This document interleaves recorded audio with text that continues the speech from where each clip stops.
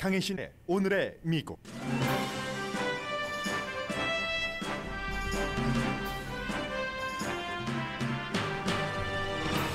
델타 변이가 모든 변이를 압도하는 데는 5개월 이상이 걸렸지만 오미크론 변이는 한 달도 안 돼서 바이러스 감염의 73%를 미국에서 점유했습니다. 동북부와 서부에는 90% 이상일 정도로 확산률이 빠릅니다. 바이든 대통령이 오늘 대국민 연설을 통해 밝힐 대책은 5억 개의 테스트 기구를 우편으로 무료 배포한다는 등의 연방정부 지원책입니다. 학교 문을 닫는다는 등의 락다운 계획은 없습니다.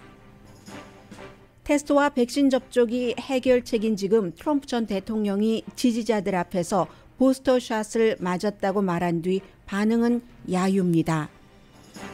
트럼프 전 대통령은 의사당 폭동 내지 반란 사건이 일어난 지 1년이 되는 내년 1월 6일에 기자회견을 합니다. 조 맨신 의원의 지역구인 웨스트 버지니아주 광부 노조가 맨신 의원을 압박합니다. 맨신 의원이 반대 의사를 밝힌 사회복지 지출안을 다시 생각하라는 촉구입니다. 캘리포니아주가 월마트를 고소했습니다. 매년 불법적으로 건전지 등 독성 아이템을 쓰레기 매립지에 버려왔다는 이유입니다. 지난 한 해 동안 미국의 인구 성장은 0.1%로 역사상 최저입니다. 그것도 이민이 자연 인구 증가보다 많은 결과입니다. 뉴욕 시티 칼리지에 18만 달러 캐시가 배달돼 9개월 동안 스토리를 품고 있었습니다.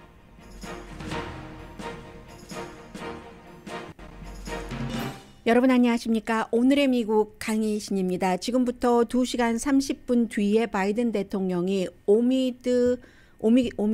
코비드-19 오미크론 변이 바이러스에 대해서 연방 정부는 어떤 대책을 갖고 있는지를 발표를 할 예정입니다. 두 번째 크리스마스입니다. 우리가 코비드-19과 함께 맞이하는, 오늘 아침 제가 들어오기 직전에 본 뉴스를 보면은 일론 머스크가 만든 스페이스X라는 회사가 있죠. 그 스페이스X를 타고 사람들이 우주로 가기도 했고, 그리고 많은 우주 관련 장비를 만드는 회사입니다. 이 회사의 본사가 로스앤젤레스 카운티 호톤에 있는데, 호톤 스페이스X 본사에서 적어도 123명이 코비드-19 확진자로 밝혀졌습니다. 그리고 또 로스앤젤레스 공항 근처에 있는 페덱스에서도 85명이 아주 집단으로 코비드-19 양성 반응이 나왔습니다. 결국은 오미크론 변이로 인해서 텍사스의 한 남성이 숨졌는데 정확하게 그 해리스 카운티요. 지난번에 선거 때 아주 이슈가 많이 나왔었던 그 해리스 카운티에서 발표한 것에 따르면 50대에서 60대 사이의 남성이다. 50세에서 60세 사이의 남성이다. 그리고 이 사람은 한번 코비드-19에 걸린 적이 있습니다.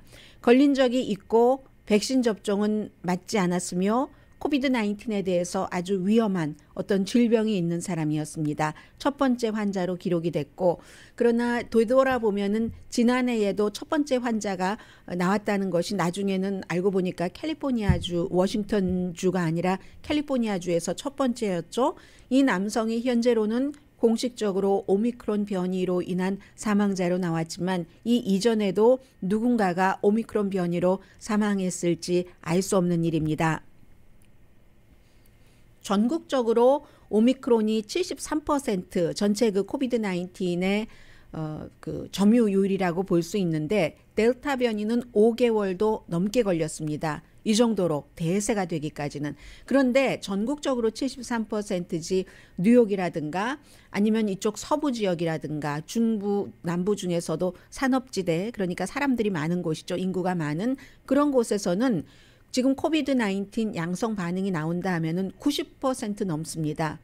20일, 3주일이 채 되지 않았는데 그 정도로 이제 많이 그 확산이 된다는 것이고, 지난달까지만 하더라도 99.5%가 델타 변이였습니다. 그러면 사우스 아프리카에서 처음 발견이 됐다고 하는 게 확인이 된 게 11월 달인데 지금 90개국 이상에서 감염돼서 지난주에 이제 미국에서 전체 감염자가 65만 명인데 1월 중순이 되면은 오미크론 피크가 될 것이다라고 보고 있는 전문가들이 많습니다. 여러분들께서 어떠한 그 행사 같은 것을 기획하실 때도 참고하시기 바랍니다. 신년에 신년 조금 지나고 그 치러지는 그런 그 행사인데 행사들이 많을 텐데 1월 중순이 오미크론으로는 아무튼 피크라는 얘기입니다. 그래서 그 1월 중순부터 2월 그 사이가 훨씬 많이 늘어날 것으로 보고 있고 당연히 이제 사람들이 어느 정도 자연적인 면역도 있고 또 백신 접종도 받았기 때문에 크게 아픈 사람은 없지만 어쨌든 오미크론 변이로도 사망자가 나오기 시작하고 더 중요한 것 가운데 하나는 입원율이 굉장히 높아진다는 겁니다. 이미 병상이 모자라는 지역들이 있는데 더 중요한 것은 병원 스텝이 없습니다.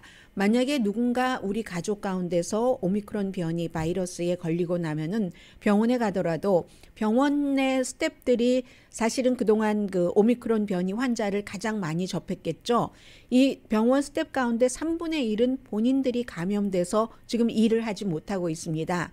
물론 오미크론 변이에 감염된다고 델타 변이에 감염된다고 일을 너무너무 몸이 아파서 나중에 완전히 몸져 넣고 만다는 것은 아닙니다. 더군다나 오미크론 같은 경우에. 그러나 의료진들이 3분의 1이나 이렇게 들어갔다 나왔다 이 오미크론을 포함한 코비드 19 때문에 그렇기 때문에 결국은 굉장히 그 힘들다는 거고요.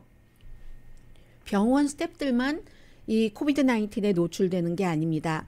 바이든 대통령도 이 아주 높은 단계는 아니고 이름은 나오지 않았는데 중간 단계의 백악관 스텝이 대통령과 얘기를 30분 동안 했는데 그 월요일에 어제가 월요일이죠. 양성 반응을 받았습니다. 그리고 이제 대통령과 그 주말에 가까이 접촉을 하고 할 때도 직전에 테스트를 받았을 때 음성이었다고 하거든요. 금요일에 에어포스 원에 바이든 대통령과 탑승하기 전에 음성이었고 일요일까지 아무 증상이 없었는데 월요일에 테스트를 해보니까 양성이 나왔다는 겁니다. 그래서 바이든 대통령도 이건 노출은 된 거잖아요. 이 양성 반응 나온 사람과 잠복기도 있고 접촉을 했으니까 어제 테스트를 해봤는데 음성이었는데 다시 이제 내일 수요일에 테스트를 하게 된다는 겁니다. 이처럼 굉장히 많은 사람들이 알게 모르게 바이러스에 대해서 양성 반응인 사람, 감염된 사람들과 접촉을 하고 바이러스가 왔다 갔다 한다는 그런 얘기죠. 이 대통령은 이번에 이 정도로 노출이 됐을 때 본인이 테스트를 받고 그게 음성이고 하면은 특별한 격리 조치라던가 이런 것에는 해당되지 않습니다. 그래서 이제 스케줄을 원래 잡았던 대로 하고 로스앤젤레스 시간으로 이제 1시간 22분 있으면 이 오미크론 변이에 대한 대책을 대국민 연설을 통해서 발표를 하게 됩니다. 그 연설에서 가장 중요한 것은 다음 달이래야 이제 며칠 남지 않았네요. 딱 열흘 남았네요. 1월 달부터 이제 5억 개를 연방정부에서 사는 거죠. 무료로 그 회사에서 기부를 하는 게 아니라 정부에서 돈을 주고 이 테스트 기구를 사서 각 가정으로 우편 배달을 해준다는 겁니다. 그런데 어느 가정이나 다 배달하는 건 아니고요. 이제 대통령이 디테일하게 밝히겠죠. 연방정부 웹사이트를 통해서 신청을 하면은 1월 달부터 집으로 보내준다는 얘기입니다. 당연히 연방 새로운 웹사이트고요. 그리고 지금 이제 여러 가지가 모자라거나 바이러스가 확산이 많이 되는 그런 지역들이 있습니다. 특히 6개 주, 미시건, 인디아나, 위스콘신, 애리조나, 버몬트, 뉴햄프셔에 이제 연방 지원팀을 보낸다는 건데 이것은 국방부하고도 같이 일을 하고 연방재해청과도 일을 해야지 되는 겁니다. 이를테면 군의관, 또 군에서 일하고 있는 간호사라든가 응급구조대를 이런 곳에 이제 그 연방재해청과 잘 연구를 해서 보내서 돕는다는 것이고 그리고 사람도 전문인도 보내고 의료기구도 마찬가지입니다. 초기에 호흡기가 모자라서 얼마나 힘들었습니까? 호흡기도 보내고 또 95 마스크라든가 장갑, 가운 이런 것들도 이제 많이 보내고 말하자면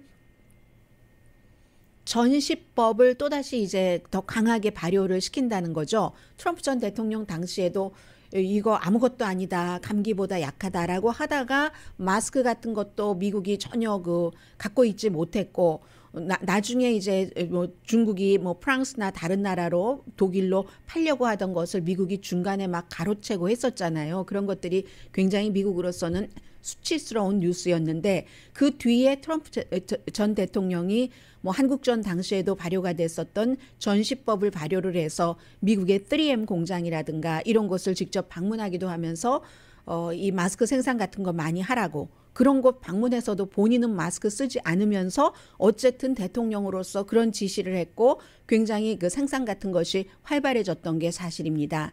지금 바이든 대통령도 다시 전시법을 발효를 해서 코비드 테스트를, 이번에는 마스크가 아니라, 요즘 마스크는 뭐 남아돌잖아요. 무척 싸죠. 그리고 이 코비드 테스트를 굉장히 많이 생산하도록 하고, 백신 클리닉도 더 많이 지원하고 오픈할 수 있도록 해야지 된다. 대신에 학교의 문을 닫는다던가 식당의 문을 닫으라고 권고한다던가 이런 일은 없다는 겁니다. 미국인들의 정서를 생각을 해서 판단을 하는 거죠. 결국은 락다운은 없다. 이것은 무슨 얘기냐면은 오미크론 변이가 정말로 조심해야지 될 정도의 위험성을 갖고 있지만, 그렇다고 공포에 떨면서 아무런 일상생활을 하지 말라는 뜻은 아니다. 패닉은 아니다. 다만 굉장히 조심하라는 뜻이다 하는 게 바이든 대통령이 오늘 발표하는 대국민 연설을 통해서 중요한 메시지입니다. 오미크론 그 변이 바이러스에는 굿뉴스도 있고 배드뉴스도 있습니다. 빨리 극복할 수 있다, 이렇게 보고 있는 사람이 있습니다. 백악관의 그 전 어드바이저였던 앤디 슬라비트라는 분이 그러는데, 빨리 극복할 수 있다. 정부, 연방정부, 로컬정부, 또 개인이 할 수 있는 한 협조를 한다면, 그러나 나쁜 뉴스는 뭐든지 지금 모자라고 있다는 것, 이게 이제 나쁘다는 거죠. 의료기구도 12월 25일에 항구에 도착을 하면은 그게 2월 뭐 37일이 지나서야 가야지 될 곳으로 도착한다 하는 어제 그 의료품에 대한 공급 적체를 말씀을 드렸습니다. 그런 것도 있고, 또 부스터샷에 대해서는 2번 맞으셨다 하더라도 이제 2번 맞고 6개월 지나면 면역력이 떨어지기 때문에 지금 또 맞으라는 거잖아요. 그래서 그런데도 불구하고 뒤에 말씀드리겠습니다만은 트럼프 전 대통령이 나 부스터샷 맞았다 하면은 지지자들이 막 부하고 야유를 보내는 이런 것들, 그런 그 부스터샷에 대한 거부감, 심지어 박스도 지금 의무화거든요. 의무화인데도 불구하고 백신 접종에 대한 그런 그 거부감 같은 것들이 많고, 민주당 지역은 뭐 별 문제가 없습니다. 그런데 오히려 민주당 지역은 이 테스트 기구가 그동안 모자랐다던가 이런 것이 돼서, 또 그 부스터샷에 대해서도 워크인을 하지 못하는, 하도 맞겠다는 사람이 많으니까 그걸 충당하지 못하는 그런 부족의 문제가 있고요.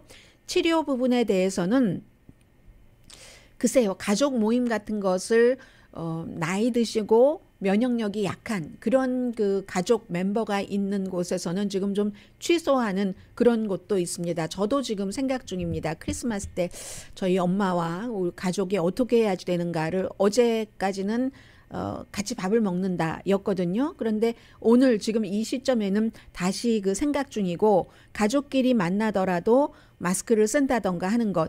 그런데 이제 여기서 또 하나 문제는 질병통제국과 식품의약국이 좀 일 대처를 좀 늦게 한다는 것이요. 관료주의에 젖어 융통성이 조금 없다는 얘기입니다. 그래서 예를 들면 뭐 파이저사의 치료제 같은 것을 승인하는데도 이게 미적미적거리다가, 그게 무슨 뭐 꼭 데이터가 부족해서 그렇다기보다는 관료주의, 우리 지금까지 이렇게 해왔으니까 또 10단계, 12단계를 다 거친다는 거예요. 한 이런 비상시에는 10단계만 거쳤으면 좋겠는데 12단계를 거친다는 그런 형태의 이 치료제 승인 같은 것을, 그 팩슬러비드 같은 것, 이유를 밝히지 않으면서, 그러니까 사람들은 이게 뭐 내용상의 문제가 있다는 거야 하고 또 의심을 가질 수 있고요. 그런 문제가 조금 있고, 테스트에 대해서는 백신 접종을 안 하신 분들이 당연히 그 위험하고요. 아무튼 몇 주일이 앞으로 그 몇 주일이 굉장히 중요하고 그래서 지금은 이제 하키 그 NHL 같은 경우도 일단 그 시즌 그 경기를 중단을 했습니다. 뭐 다보스도 미팅을 세계적으로 하는 것도 지금 그 취소 내지는 연기를 했을 정도고 학교에서는 듀크도 이제는 부스터샷을 의무화했습니다. 그런데 이렇게 부스터샷을 의무화하고 백신 접종도 의무화하고 서로 맞자 꼭 나만을 위해서가 아니라 다른 사람들을 위해서라고 하는데도 워낙에 이렇기 때문에 첫 단추가 굉장히 중요한 겁니다. 트럼프 전 대통령이 팍스에서 이제 여성 성추행 이 문제로 쫓겨나기 전까지 정말 대단한 친구였죠. 수십 년 친구예요. 빌 올라일리. 그 이후에는 션 해니티와 더 방송적으로 가까웠지만 빌 올라일리가 쫓겨나고 나서 이제 본인의 팟캐스트 같은 것을 운영하면서 최근에 계속 어떤 그 투어를 했습니다. 이 트럼프 전 대통령과 마찬가지로 마지막 투어가 지난 주말이었어요. 일요일인가 토요일인가 그랬는데요. 달라스에서 있었는데 아메리칸 그 에어라인스 센터 그 달라스에 있는 그곳에서 있었는데 뭐라고 얘기를 했냐면은 빌 올라일리하고 트럼프 전 대통령과 같이 이렇게 앉아 있었고 마스크는 안 썼고요. 청중도 뭐 마스크 거의 안 썼습니다. 이렇게 앉아서 얘기를 하던 도중에 빌 올라일리가 우리 두 사람 다 백신 접종 맞았다 하면서 트럼프 전 대통령에게 부스터샷 맞았어? 하니까 예스라고 트럼프 전 대통령이 얘기를 합니다. 그 순간 앞에서 그 얘기를 듣던 트럼프 전 대통령의 그 지지자들이 야유를 보냈거든요. 그러니까 트럼프 전 대통령이 뭐 스몰 그룹, 타이니 그룹이 뭐 그러는데 뭐 노노노노 하면서 내가 얼마나 백신 개발 같은 것을 잘했는가 뭐 이런 것으로 막 그 자화자찬을 하면서 그 현장을 조금 마무리하는 그런 일이 있었습니다. 이 내용을 전해드리는 이유는 아직도 첫 단추가 잘못 끼워져서 뿌리 깊게 박힌 그 백신이라든가 부스터샷에 대한 여러 가지 이유가 있지만 정치적으로 잘못 전달된 이런 이유 때문에 심지어 트럼프 전 대통령이 이게 그 괜찮다, 나 부스터샷을 맞았다 하더라도 사람들이 안 믿는 겁니다. 그래서 이제 오늘 아침 빌 올라일리가 그 요즘은 뭐 팟캐스트 같은 것이 많잖아요. Dan Abrams on 그 뉴스 네이션에 바로 그 프로그램에 나와서 얘기하기를 야유를 당한 뒤에 내가 트럼프 전 대통령을 위로했었어야지만 됐다. 이게 당신에게 좋은 일이야. 진실을 말하는 것은 부스터샷, 백신 접종을 맞는 것이 좋은 일이라는 진실을 뜻합니다. 그래서 당신이 또 그 백신도 만들었는데 그 크레딧도 받아야지 되고 뭐 당신 행정부가 얼마나 잘했어 뭐 이렇게 얘기하면서 2024년도에 그 트럼프 전 대통령은 반드시 그 선거에 대선에 나온다 이런 얘기를 하면서 이런저런 얘기를 했습니다. 다시 한번 말씀드리지만 트럼프 전 대통령이 백신 접종 부스터샷을 말해도 이제 더 이상 그의 지지자들은 그보다 더 강한 백신이나 부스터샷에 대한 불신감이 심어진 사람이기 때문에 잘 말을 듣질 않습니다. 그래서 뉴욕타임즈의 매기 하버만이라고 여성 그 기자인데 트럼프 전 대통령 시절에 굉장히 서로 뭐 거의 싸우다시피 했었던 일이 많죠. 이 청중들이 야유를 하고 나서 트럼프 전 대통령 대변인에게 물어봤습니다. 왜 트럼프 전 대통령이 입장을 바꿨나? 백신과 부스터에 대해서. 왜냐하면 9월 달까지만 하더라도 트럼프 전 대통령 본인은 이 부스터샷 맞지 않는다고 공개적으로 말을 했었습니다. 그런데 그랬더니 트럼프 전 대통령 이 대변인에게 물어봤더니 트럼프 전 대통령이 이 그 매기 하버만에게 직접 이렇게 손으로 써서 그 답을 했거든요. 아마 메이비 다른 사람의 어카운트를 통해서 트위터 했겠죠. 뭐라고 얘기하냐면 나는 그 세 번이나 사람들이 백신 접종을 빨리 할 수 있게 내가 그런 것을 만든 것이 너무너무 자랑스럽다. 내가 얼마나 많은 사람을 구한지 아느냐. 백신 접종을 백신을 빨리 만들게 해서 이런 그 얘기들로 그 마무리를 했는데 맞습니다. 트럼프 전 대통령 시절에 그 백신 접종을 정말 24시간 일을 하도록 해서 오퍼레이션 그 랩 스피드라는 프로그램을 통해서 백신을 빨리 만들었죠. 그런데 불행하게도 이 대통령이 그 선거에서 지고 이런 여러 가지 불만감 같은 것도 있었고 처음부터 코로나 바이러스가 아무것도 아니라고 얘기를 했었던 그런 것이 있었기 때문에 백신 개발을 빨리 해놓고 본인이 백신 접종을 했다는 것을 백악관을 떠나고 몇 주일 뒤에야 다른 경로를 통해서 알려졌던 겁니다.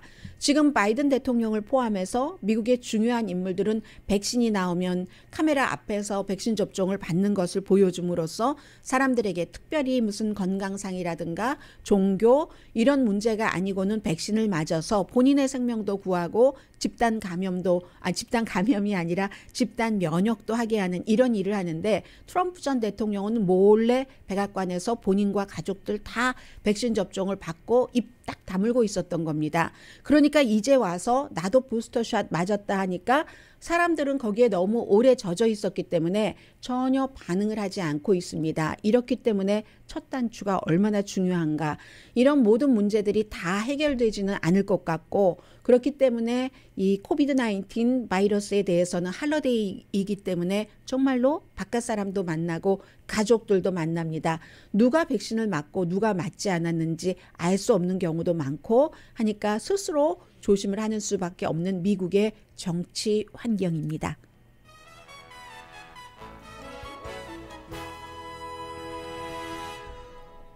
라디오 서울 방송 오늘의 미국 듣고 계십니다. 네, 지금 전해드릴 뉴스는 개인이나 아니면 그 주정부나 회사나 똑같다. 뭐 해야지 될 일. 왜냐하면 혼자 사는 사회가 아니라 공동체 사회에서는 그런 것을 보여주는데, 캘리포니아 주정부가 월마트를 고소를 했는데 100만 개 이상의 건전지 등의 전자쓰레기 등을 캘리포니아 주의 쓰레기 매립지에 불법으로 버렸다는 겁니다. 그 양은 지난 6년 동안 약 16만 파운드 정도 되거든요. 거기에는 무슨 뭐 너무 많이 있겠죠. 뭐 살충제라든가 독성세제, 라텍스 페인트 등등등등 해서 원하지 않는 물건을 그렇게 그냥 가져다 버렸다 이런 겁니다.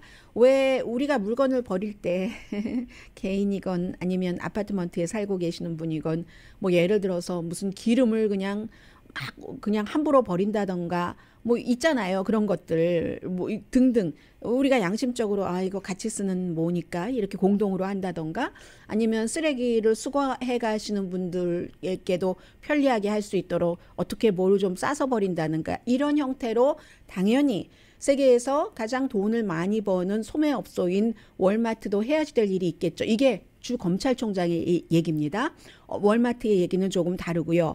그래서 이제 랍 본타 그 검찰총장이 얘기하기를 보통 사람들처럼 적절하게 해서 버려야지 된다는 얘기입니다. 아니 그 적절하게 버리는 것에 월마트는 실패했다는 것은 주의 법과 주의 규제에 어긋났다는 것이며, 중요한 것은 월마트의 자체 감사에서도 이런 것들이 반복적인 위법 행위가 밝혀졌다고 얘기를 합니다. 2010년 이후에 검사실에서 이런 것도 합니다. 3,800번 감사를 했는데, 그렇게 해서 아무렇게나 어떠한 아이템은 어느 부분까지 파기를 해야지 되고 막 이런 게 있잖아요. 그렇게 아무렇게나 버리면 사람들이 마시는 물이 더러워지고 공기가 더러워지고 위험한 가스 같은 것도 공기에 막 퍼지게 되고 한다는 거죠. 그래서 원고는 캘리포니아주 독성물질관리국입니다. 지난 20년 동안 월마트가 주법을 알면서도 안 지켜졌다. 그래서 이번이 처음이 아닙니다. 2010년에도 비슷한 고소를 해서 그때는 이제 월마트가 2,500만 달러 벌금을 내는 것으로 서로 합의를 했었죠. 월마트 하면은 캘리포니아 주의 스토어가 300개가 넘습니다. 그래서 이제 이런 것을 찾아낼 때는 주 검사실에서 뭐 쓰레기 매립지를 월마트 직원들이 직접 가서 버리는 게 아니잖아요. 쓰레기 계약자들이 있겠죠. 그럼 쓰레기 계약자들이 물건을 그냥 걷어가는 게 아니라 또 막 다 이렇게 큰 그 소매업소에서 할 때는 뭐 얼만큼 뭐 적는 이런 것들이 있는가 봅니다. 그렇게 해서 찾아냈다라는 것이고, 월마트의 대변인은 회사가 그동안 주 관계자를 만나서 이렇게 고소하는 것을 피해보려고 여러 번 했는데 이것 주의 요구가 지나치다라고 밝히고 있습니다. 지나치다 하는 것이고 주 검찰총장에서는 주의 법을 지키지 않았다 하는 거고, 그래서 이번에 그 원고에는 뭐 알라메다, 뭐 프레즈노, 몬트레이, 오렌지, 리버사이드, 세크라멘토, 샌버나디노, 샌디에고, 샌호아퀸, 또 무슨 뭐 솔라노, 또 여러 군데 그 요로 뭐 이런 데도 같이 그런 카운티도 같이 고소를 했는데, 결국은 뭐 물이 조금 더러워서 아무 문제가 없다면 괜찮지만 장기적으로 보면은 암, 천식, 심지어는 아이들이 배울 때 그 배움에 대한 장애 같은 것도 온다는 거거든요. 그렇게 되고 이게 또 캘리포니아 주에서만 그런 게 아니라 미주리 주에서도 월마트가 이렇게 뭐 고소당하고 합의하고 해서 그때도 뭐 돈 물고 2013년도에도 마찬가지로 미주리주가 2013년이네요. 2012년도에 그 합의도 하고 뭐 이렇게 저렇게 하고 나중에 아무튼 돈을 8,100만 달러를 냈습니다. 그리고 이번에는 그 뉴욕에 있는 시티 칼리지 오브 뉴욕, 캘리포니아주 로스앤젤레스는 그 버먼트에 있잖아요. 버먼트 산타모니카 조금 아래에 LA 그 커뮤니티 칼리지가 있는데 시티 칼리지 오브 뉴욕 그 할렘에 있는 그 시티 칼리지가 이게요 9개월이나 시티 칼리지의 물리학 교수인데 물리학과의 학장인가 봅니다. 빈노드 맨논이라는 그 교수가 49살의 비교적 젊은 그 학장이네요. 이 교수가 그동안 쭉 그 코비드 19 때 온라인으로 공부를 했기 때문에 오랜만에 학교에 와서 박스가 있길래 박스를 봤는데 등기 박스인데 뭐 그 무게가 나가니까 90달러를 냈더래요. 그래서 아마 학생이 공부를 했는데 뭐 감사하다는 표시인가 하고 열어봤더니 거기에 100달러짜리하고 50달러짜리가 빼곡히 있는 겁니다. 18만 달러입니다. 이게 사무실에 9개월 동안 있었습니다. 그동안 온라인으로 했다가 이제 최근에 이제 그 학교에 와서 열어봤더니 그렇다는 거거든요. 이 교수가 그 나노하고 마이크로 그 포로닉스 전공을 하는 분이기 때문에 본인이 오늘 뉴욕타임즈와 인터뷰하는데 이렇게 얘기하세요. 내가 보통 이제 막 이런 것에 대해서 흥분하고 할 때는 실험실에서 뭐 신봤다 뭐 이런 거 있잖아요. 뭐 유레카 뭐 이런 거 있잖아요. 그럴 때 흥분하는데 너무 깜짝 놀랐다는 거예요. 그래서 물론 뉴욕 그 시티 칼리지도 돈 기부금을 많이 받는 그런 학교이기는 합니다. 그런데 누가 18만 달러를 현찰로 가득 채워서 줬는가? 완전히 놀라서 그런데 대학교가 이렇게 캐시를 받아도 되는가? 이런저런 고민과 뭐 과정을 거쳐서 우선 거기에 레터가 있었대요. 기부자의 마음, 이름도 있었고 주소도 있었습니다. 특정 지역을 가리켜서 학생들에게 교육의 기회를 주고 싶다. 스토이페산트 하이스쿨, 뭐 네덜란드계 하이스쿨인가요? 그리고 그 하이스쿨을 나오고 이 대학교에 와서 물리학을 공부하는 학생들에게 장학금을 주고 싶다 하면은 이 돈으로 7,500달러 된대요. 1년에. 그러면 뭐 학생들을 2명씩 뭐 10년 넘게 줄 수 있다는 건데, 그런데 캐시로 왔기 때문에 이 절차에 대해서 막 논의를 하고 하다가 12월 13일에서야 이 이사회가 이 돈을 받기로 했답니다. 그 사이에 당연히 FBI에 신고를 했죠. 해서 FBI가 적혀 있는 주소, 플로리다 어디를 보니까 실제로 그 주소가 있긴 하지만 이 사람과는 아무 관련이 없고, 이 캐시는 그동안 뭐 메릴랜드 주 등의 여러 군데 은행 브랜치에서 찾은 돈인데 범죄와는 전혀 상관이 없는데 누군지는 끝내 밝혀지지 않았다는 겁니다. 그래서 이제 이렇게 하는데 이 교수 자체도요, 물리학과 교수도 1996년도에 이민 와서 미국에서 공부를 하고 연구도 하고 뉴욕 시티 칼리지보다 훨씬 뭐 사람들이 말하는 좋은 대학교 프린스턴 등등에서도 이제 학교에 오라고 하는데, 엘리트 대학교에서도 대단한 엘리트 대학 뉴욕 시티 칼리지도 좋은 학교입니다. 그런데 이제 오퍼가 있었지만 시티 칼리지에 남았다는 거죠. 왜냐하면 본인이 이민자고 가난한 사람들, 이민자들, 다양한 그 백그라운드에서 가족 가운데서 대학교 교육을 처음 받아보는 그런 학생들에게 기회를 주는 그런 것을 본인은 가르치고 싶었다. 실험실이라고는 한 번도 가보지 않은 이런 학생들을 가르치고 싶었다는 거예요. 그래서 이번에 18만 달러를 받고 나서 내가 정말 그 시티 칼리지 오브 뉴욕에서 할렘에서 가르치는 게 더 가치 있게 됐다. 단계가 정말 업그레이드 됐다. 이렇게 얘기를 하면서 다른 사람까지 나까지 같이 들어올린다. 뭐 이런 얘기예요. 그런데 뭐 폴 크루그만 교수 같은 사람도 있고, 그리고 또 이제 그 알버트 아인슈타인이 1921년도에 그 시티 칼리지 오브 뉴욕 시티 칼리지에서 강의를 했습니다. 그 밖에도 3명이나 노벨 문학상 수상자가 이 그 시티 칼리지 오브 뉴욕에서 할렘에서 나왔거든요. 그래서 아인슈타인, 이제 연말이고 하니까 아인슈타인 말 가운데서 제가 너무 많은 좋은 말들이 있잖아요. 2가지를 말씀드리면, 하나는 이 세상에서 가장 내가 이해할 수 없는 말은 세상을 이해할 수 있다는 말이다. 이 세상에서 가장 내가 아인슈타인이 이해할 수 없는 말은 세상을 이해할 수 있다는 말이다. 그리고 또 하나는 아름다운 여자 마음에 들려고 할 때는 마치 1시간이 1초처럼 흘러간다는 거예요. 그거 어떻게 해서 빨리 어떻게 해보려고. 그런데 뜨거운 난로 위에 앉아 있을 때는 1초도 1시간처럼 느껴진다. 이게 상대성 이론이다 라고 얘기를 한 아인슈타인이 강의를 했었던 뉴욕 유니버시티에서 시티 칼리지 오브 뉴욕 인 할렘에서 18만 달러 캐시를 선물로 받았습니다.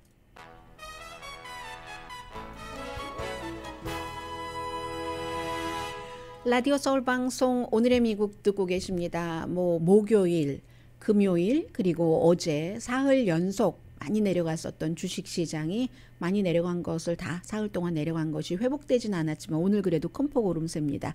다우지수가 뭐 535, 또 S&P 500도 지금 상당히 많이 올라 있고요. 얼만큼인가요? 63.79. 나스닥 많이 올랐네요. 247, 뭐 이 정도 지금 오름세를 보이고 있고요. 그리고 어제보다 오늘 조금 더 이 Build Back Better, 바이든 대통령이 미국을 다시 뭐 괜찮게 경제적으로 한다는 이런 그 아젠다에서 중요한 사회복지 지출안, 기후변화 지출안이 또 12월 달에는 아니지만 내년 초라도 통과될 가능성은 조금 어제보다는 높아졌습니다. 왜냐하면 조 맨슨 의원이 굉장히 반대를 했기 때문에. 그런데 이 사람은 반대를 할 수밖에 없는 게, 우선 기본적으로 그 광부의 가족에게서 태어나서 본인도 지금 또 무슨 그 광산업에 관한 주식 같은 것도 갖고 있고, 가족 가운데서 그 분야에서 아직도 일하고 있는, 예전에는 정말 광부였다면, 마이너였다면 지금은 그 관련 일을 하는 그런 사람들도 있고, 본인의 기반 자체가 그렇고, 또 조 맨슨이 원래 그 상원의원 될 때 어떤 때였냐면요, 오바마 때에 완전히 오바마 전 대통령의 기후변화 정책을 반대하는 선봉장이 되면서 연방 상원의원을 시작을 했었던 그런 사람입니다. 왜냐하면 웨스트 버지니아가 광부, 광산 이런 그 바탕이 있는 곳이기 때문에. 그런데 아니 이게 웬일입니까? 웨스트 버지니아주의 United Mine Workers of America, 그러니까 이 광부 노조, 웨스트 버지니아에 있는 광부 노조가 조 맨슨 의원에게 이 사회복지 지출안, 기후변화 지출안 이거 say no 한다고 했는데 다시 생각해 달라고 했습니다. 그 안이 우리 광부들을 돕는다는 얘기입니다. 우리 광부와 우리 가족들에게 의미 있는 좋은 영향을 준다고 얘기를 하는데, 이런 이유에서 그렇습니다. 예를 들어서 그 안에는 무엇들이 포함되어 있냐면 헬스케어 같은 것도 많은 그 혜택 같은 것이 있잖아요. 광부하면은 정말 그 다크한 블랙한 그런 폐 질환을 많이 앓고 있는데, 그런 사람들에 대한 어떤 그 혜택 같은 것을 연장하는 그런 것, 그리고 사업주가 만약에 그 광산업을 하는 그 지역에서 그 광산이 문을 닫게 되면은 그쪽에 어떤 제조업을 가져오도록, 그렇게 되는 경우 그동안 폐질환의 위협을 그 당연히 알면서 일을 했었던 광부, 전 엑스 광부들이 이제는 제조업에 종사를 할 수가 있게 되잖아요.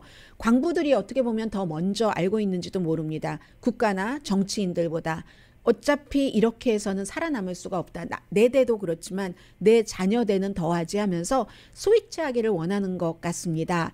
그리고 노조에 반대하는 업주들에게 벌금을 무는 것도 이 안에 포함이 돼 있거든요. 이건 이제 민주당의 전형적인 내용이라고 하죠. 그래서 이 같은 사회복지 개혁안, 기후변화 안에 포함되어 있는 여러 가지 우리들에게 혜택되는 게 없으면 우리의 미래는 어려워진다. 하니까 이제 조 맨슨 의원에게 그렇게 하라고 하고, 조 맨슨 의원은 뭐 광부들도 광부들이지만 오일 업계라든가 기후 변화에 대해서 그 정부에서 대책을 세우는 것에 좀 껄끄러워하고, 그러면 우리의 수익이 줄지 않을까라고 생각하는 석탄 업계, 석유 업계에서 정말 어마어마한 어느 후보보다도 많은 돈을 받습니다. 처음에 시작은 광부, 광산이었겠죠. 그쪽 업계에서였지만 지금은 오일 회사 같은 게 훨씬 수익도 많고 하니까 거기서 훨씬 많은 그 돈을 받고 있고, 이런 곳에서 사회복지 지출안, 기후변화 지출안은 이제 결국은 친환경적인 에너지 쪽으로 가자고 하는 것이니까 반대가 많은 겁니다. 그래서 그런데 광부들은, 우리는 이미 이것이 70년대, 60년대 산업이 거의 죽었다는 것을 알고 그나마 이제 다른 곳으로 전환할 수 있는 도움이 그 안에 들어 있으니까 이것을 다시 생각해봐라 하는 것이고요. 어쨌든 그렇습니다. 그리고 이 맨슨 의원은 난 반대할 것이야 라고 얘기하고 난 뒤에도 나는 그러나 여전히 민주당이야 라는 얘기를 했고요. 또 하나는 그 박스 텔레비전에 출연을 해서 나는 그 사회복지 지출안, 기후변화 지출안을 찬성하지 않는다고 얘기를 했잖아요. 그런데 그렇게 발표를 하고 나서 그 다음에도 바이든 대통령과 전화통화를 했답니다. 그러니까 정치인들이라는 게 만약에 예를 들어 대통령의 입장에서 보면 내가 최고 사람이잖아요. 최고 권력자잖아요. 지존이잖아요. 어떻게 보면 과거식으로 따지고 보면 뭐 왕정시대, 지금 대통령 시대지만 대통령제도 굉장히 그 파워풀한 겁니다. 미국, 무슨 뭐 프랑스, 한국 이런 형태의 대통령이 굉장히 파워풀한데, 아니 나에게 나랑 몇 개월 동안 왔다 갔다 하고 하다가 그것을 팍스뉴스에 나가서 나 그거 안 할래 라고 발표를 하고 나에게는 직접 알리지도 않고 스텝을 보내서 알렸단 말이야. 하면은 이걸 기분 나빠하면서 그냥 이렇게 해야지 되는데 그렇게 할 수도 없고 해서도 안 되고, 바이든 대통령이 그것을 겪고 나서도 조 맨슨과 다시 대화를 하자. 내가 민주당 측에는 또 이러이러한 것, 당신이 지금 마음에 들어 하지 않는 것을 조금 양보하라고 할 테니까 하고 다시 협상을 지금 하고 있다는 것 아닙니까? 그렇기 때문에 낸시 펠로시 하원 의장 같은 사람이 완전히 꺼진 불씨가 아니다라고 지금 그 얘기를 하는 거고요. 네, 트럼프 전 대통령은 1월 달에 1월 6일에 기자회견을 한다고 하는데 플로리다주에서 한다고 하네요. 1월 6일이 어떤 분이 제가 의사당 폭동 사건이라고 말씀드리면 그게 무슨 폭동이야, 폭동을 넘어서 반란이지라고 얘기하는데 실제로 공식적으로 반란이라고 부르는 매체들이 상당히 많습니다. 폭동, 반란, 이 사건 1주년을 맞아서 트럼프 전 대통령이 하는 얘기이기 때문에 어떤 얘기가 될지 사람들이 주목을 하는 거죠. 플로리다주에서 한다고 하고요. 그 사건 이후에 지금 체포돼서 뭐 재판을 받거나 재판을 기다리고 있는 사람이 700명. 트럼프 전 대통령은 아무런 지금 해를 입지 않고 있고, 그런데 그가 1월 6일에 관련 기자회견을 한다고 하니까 세계에서 주목할 수밖에 없죠. 잠시 뒤에 뵙겠습니다.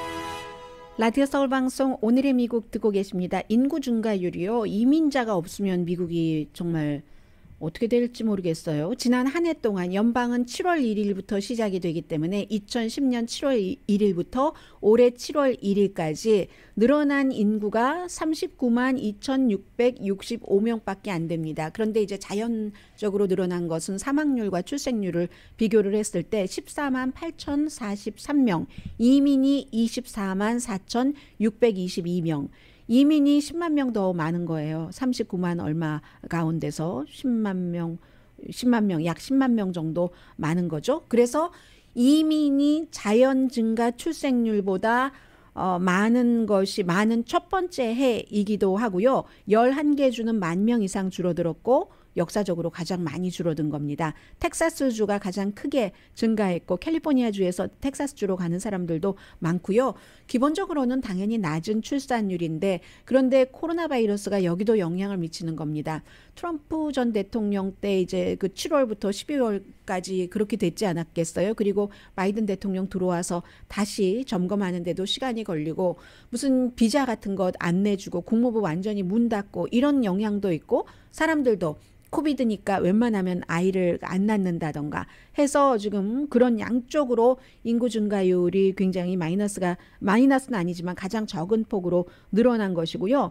캘리포니아주의 경우는 지금 어떻게 됐나요? 한번 보면은 캘리포니아주는 마이너스 0.7, 제일 많이 줄어든 주는 뉴욕이네요. 마이너스 1.6%, 그리고 어딘가요? 또 이쪽 디스트릭 오브 컬럼비아가 마이너스 2.9. 네, 그렇게 돼 있습니다. 늘어난 주는 그 정도 되고요. 그리고 또 하나 미국에서 백악관에서 처음으로 워싱턴 블레이드라는 신문이 이 성소수자 신문이거든요. 그 성소수자 신문을 백악관 이제 출입 기자로 해라 하고 자리를 배당을 했습니다. 이 신문이 1969년도에 만들어졌습니다. 네, 말하니까 식품의약국이 이번 주 안에요. 파이저, 머크사의 치료제 승인한답니다. 강혜신이었습니다.